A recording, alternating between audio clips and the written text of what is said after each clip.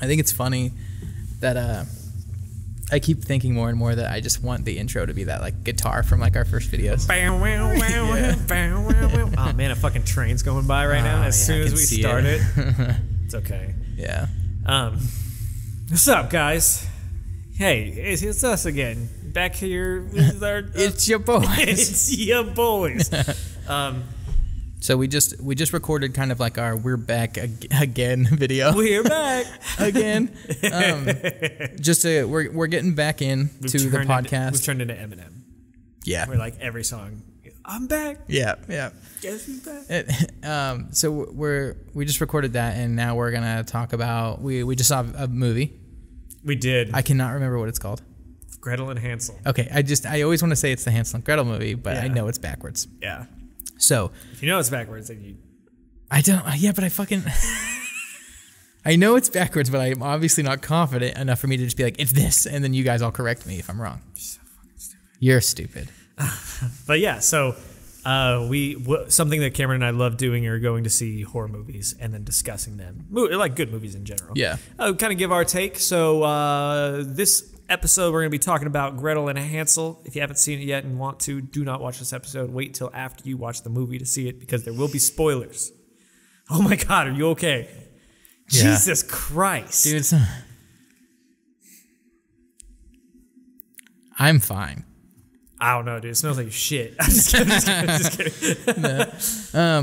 So yeah, we saw Gretel and Hansel. We're going to ignore you almost dying right there.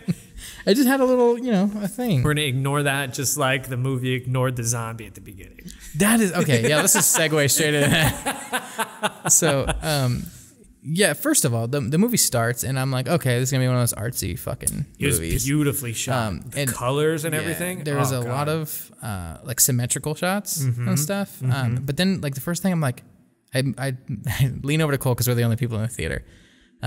Which shows how many people probably will even listen to this if they're like interested in what we're talking about. But I noticed there's black bars on the side, and we've seen movies in the past where it's shot in like it's shot in like 4:3 on an iPhone or something like that. Mm-hmm. And The Lighthouse. Yeah, oh my God. But also that one movie that had the one that was shot on an iPhone. Yeah.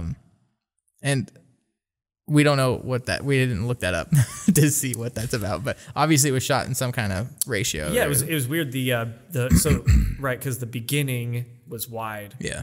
And that was, man, I wish I was paying more attention to that then because it was wide when they were going through the story of the girl, right? Yeah. And then when it went to like the moment real you time, see the characters, it goes to that like square format. But I know that like later on they talked about the story again, like when the witch was like, "This is what actually happened," and then it went back in time. I wonder if it went widescreen. Yeah, I didn't even pay attention. The problem is you get used to it. Yeah, for sure. And then like in the beginning, which is crazy because the rest of the movie is not this way, but in the beginning, it almost shocks you into being like, "Oh, this just looks like some film festival movie that like." And I'm gonna be overly critical because I'm an asshole, but. Like, to me, I just am like eye-rollingly like fucking like, oh, this just looks like some fucking artsy movie. And I'm just already fucking annoyed. Like, okay, I get it. Fucking, that's how I am. That's how I am about shit. I just hate it. You couldn't appreciate the like camera angles and it just looking different? No, because to me, it's just like, oh, this guy just chose a handful of things to make it look different. Just so everybody could be like, oh, such a fucking artist. But no, that was me, and I dismissed that immediately because I'm just overly like shitty, critical. Yeah. And critical for no reason. Right. It's just like the devil's advocate thing where I'm just like, oh my God. Basically, if there's a wide consensus about something, Cameron usually goes the opposite direction, not because he actually believes that, but just because he thinks it's fun to disagree with people. Yeah. So, only people I'm comfortable with, though. Like nobody in public room. But the thing I noticed at the beginning that made me be like, what the fuck is just like the shakiness and the square ratio, and the delivery of the lines. It was just like a handful of things where I was like, this looks like shit. But then immediately I was like, there was some, I can't remember where it happened, but then it almost switched to where it's like, oh, they started filming it completely different. It's almost like they shocked you in the beginning, and to me, it looked like low budget in the beginning, like on purpose almost. I think you may have just gotten used to it. Probably, but I just don't remember it being as shaky. Because in the first one they're walking, it's like even the I guess you're right.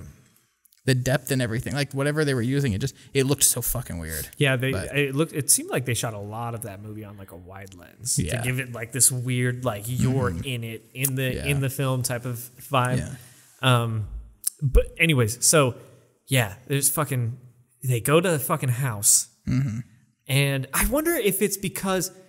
Remember when she's talking to that guy who was like, "Call me my lord," creepy dude, and didn't he mention something about like a plague or something happening, or like sickness? There's some kind of Like, I wonder if that's what that was. I wonder if like in that universe, when people get like this certain illness, they just turn into zombies. But I didn't consider that. Yeah. But because to play on your joke, like your segue, it's like they end up in this like this house that's like all lit up and shit, or like a barn almost. Yeah. And it's weird how many things they did in the first like third of the movie that like they didn't explain shit. Right. Like before you know it, they're like they come across this house that's got light in it, and they're like, okay, we're just gonna sleep in here. But it almost sounded like they talked in a certain way, where it sounded like they met somebody, but they didn't. I don't understand. Like, they find a house with lights on in it, like candles lit and everything, and then they just go in there. They just sneak in and then lay down in a bed. Somehow missing the fact that there was somebody else. Yeah, because he was like right there. Right. Or maybe they thought that it was just a normal person. I don't fucking know. And then I'm wondering how much of this they wanted to keep the like fairy tale vibe with, where it's like they almost just like, oh, we came across a house, let's sleep here. Like it's just as simple and straightforward as that. That's something I was going to lean over and talk to you about during the movie, since we were all by ourselves. But I decided to wait for this because it was set up very much like a fairy tale. Yeah, like their mom goes crazy. They try to get a job, they can't. They have to leave. They come across this house and there's a monster, and then this guy sets them on the trail but says don't go off the trail, and there's like creepy things like off the trail as they're walking around and shit. It's very like simplified scenarios that are just like unsettling kind of. But this guy gets up and he almost looks like a fucking vampire. Like he's like gaunt and like pale. Like Nosferatu. Yeah, it looks like that. And he even got up like sideways all weird, and then he just starts screaming. It's terrifying. And at first he reminded me of the little things from I Am Legend.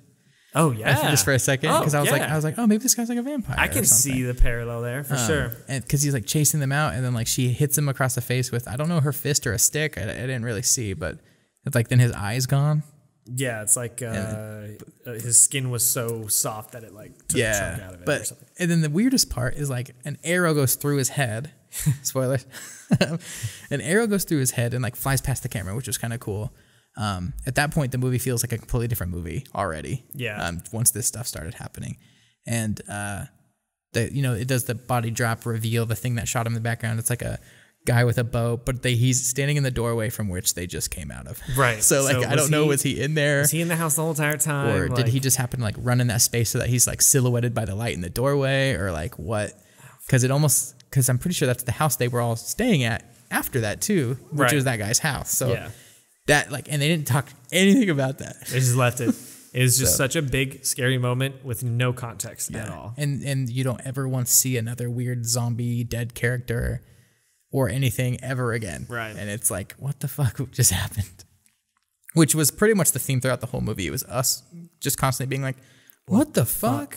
Like, yeah, I mean, I thought the cinematography was beautiful. I thought the colors and the set design was amazing. The acting was really good, except for Hansel.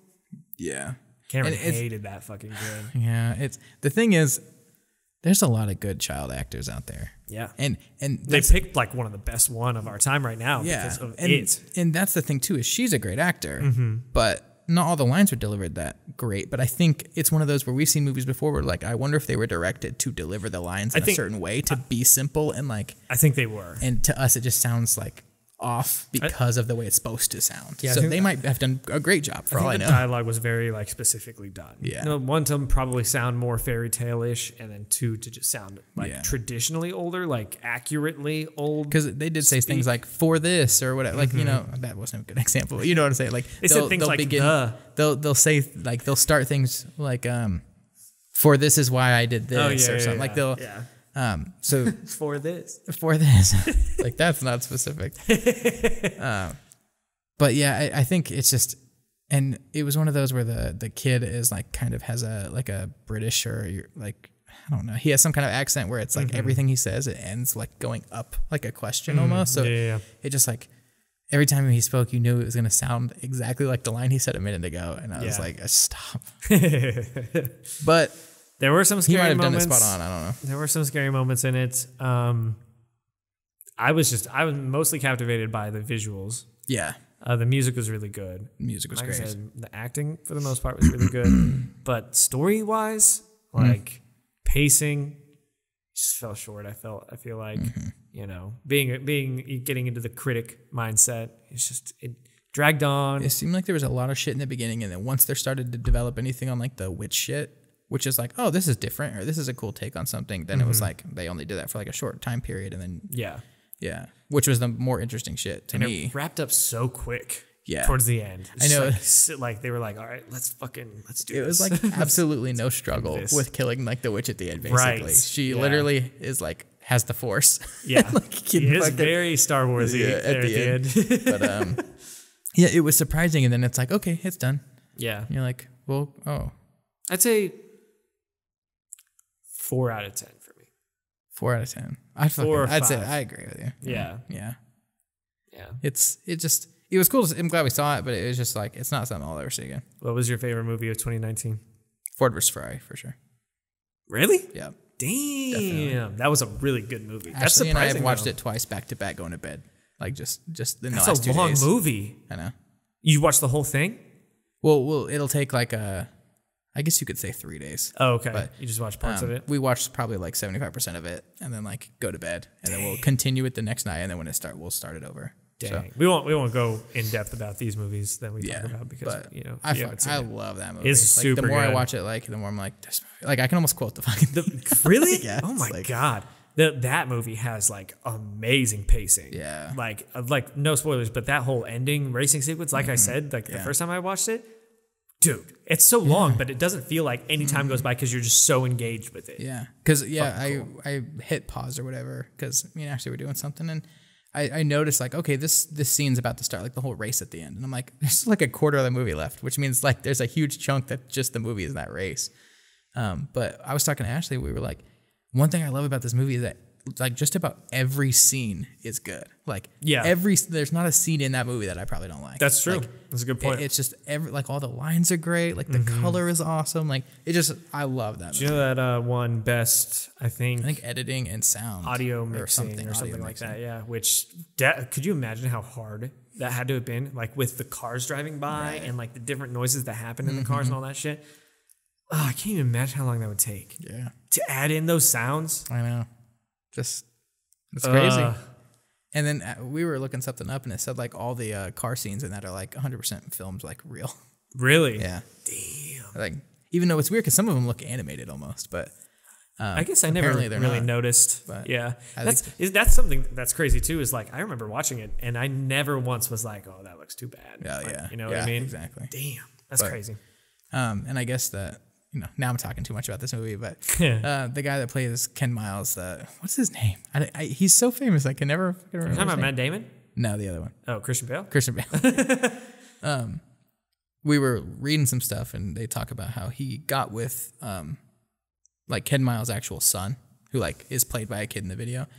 And he provided Christian Bale with like newspaper clippings and like a couple audio recordings and like gave him an idea of how his dad acted so that he could like do it justice basically. Damn. So it's and I think that's just really cool. Christian Bale always goes real hard on his characters. I feel like because he just has so many little like mannerisms where he like you feel like that guy's a real guy. Like you feel like he's actually that knowledgeable about everything. Cool? And like, that's what ends up making a character is like the little like ticks and stuff that person does throughout. Yeah. But so neat. What's your movie of the year? It's got to be almost a tie between Joker and Joker was so good, and Jojo Rabbit. Oh yeah, I still haven't seen that. I need to see that. So good. That's cool.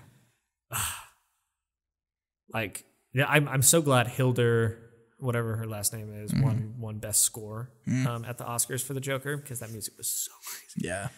But goddamn, Joaquin Phoenix did such a good job. Yeah, he really did. I watched that movie like 4 times in theaters. It's so good. And that's another thing too, like every scene, Not a single thing wrong with it. Yeah. Every scene is perfect. I love it. And Jojo Rabbit is so fucking funny. I can't believe you haven't seen that. I need to. Anyways, yeah, that's our take on Gretel and Hansel. Wouldn't really recommend unless you want to like see a trippy movie. Yeah, it's yeah. It'd probably be really fun to see like Under the Influence. Yeah, but yeah, not super great. Yeah. And what else is out right now, horror movie wise? I want to see Underwater.